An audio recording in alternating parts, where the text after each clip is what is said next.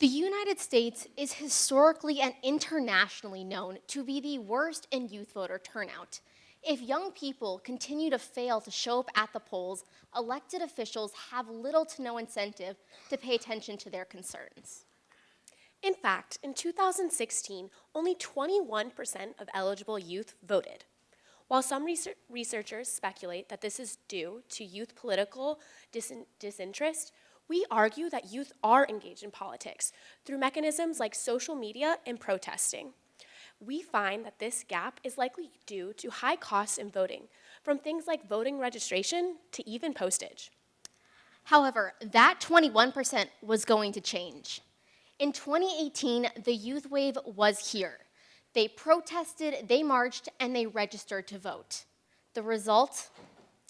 31%.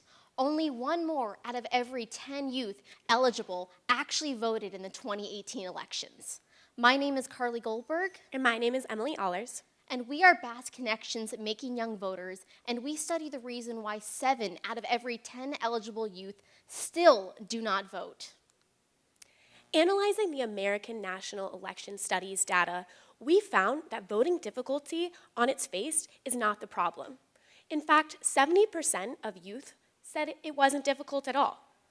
Therefore, our job was to determine why 30% of youth reported some difficulty, why only 14% of those aged 30 to 64 did. Now, those missing factors we determined by conducting interviews with civic educators, eligible youth to vote, as well as analyzing that AINS data. And we found that the results were dramatically different. With teachers, we found that they focused more so on the eligible knowledge students needed to have, whether it be in education of history, government, or political systems. For students, we found they had a different response. Their focus was not on the importance of voting or the importance of political engagement, but rather on the logistical issues actually surrounding voting, whether that be in finding transportation to get to their voting site, whether that be in conducting research on the candidates and qualifications they need to vote around their work schedules, or even in trying to find time to wait in lines in order to cast their ballots. When asking one interviewee what obstacles might exist in voting registration or voting, they answered, "It's the little things, like mailing it. Where do I mail it? When does the mail get picked up?" Young people like things that are instantaneous, like Amazon Prime. If a young person has to go out of their way to do something, they might not be inclined to do so. Now, those discrepancies between teachers and students' responses are especially apparent when we look at the AINS data's 3 most common reasons why youth stated they did not vote. Number 1, the length of the wait time from when they get to the polling place in order to actually cast their ballot.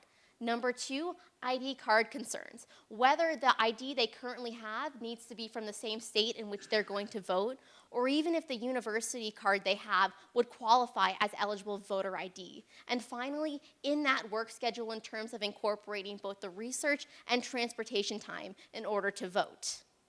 What these factors demonstrate is a need for more practical knowledge and not necessarily knowledge on the democratic system.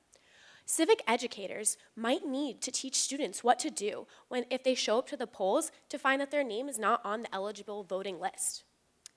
Now, this research will be published alongside Professor Hillikus's work titled Making Young Voters, Converting Civic Attitudes into Civic Action. This combined research will be presented at the American Political Science Association's conference on Capitol Hill, attended by legislative staff and congressmen. And in addition, it will also be used to advise youth activism organizations, including Campus Vote Project, which is aimed at increasing youth voter turnout. Finally, after conducting this research, our Bass Connections team will be shifting from making young voters to developing the political system, which will focus on ways and methods to engage students in politics. Thank you.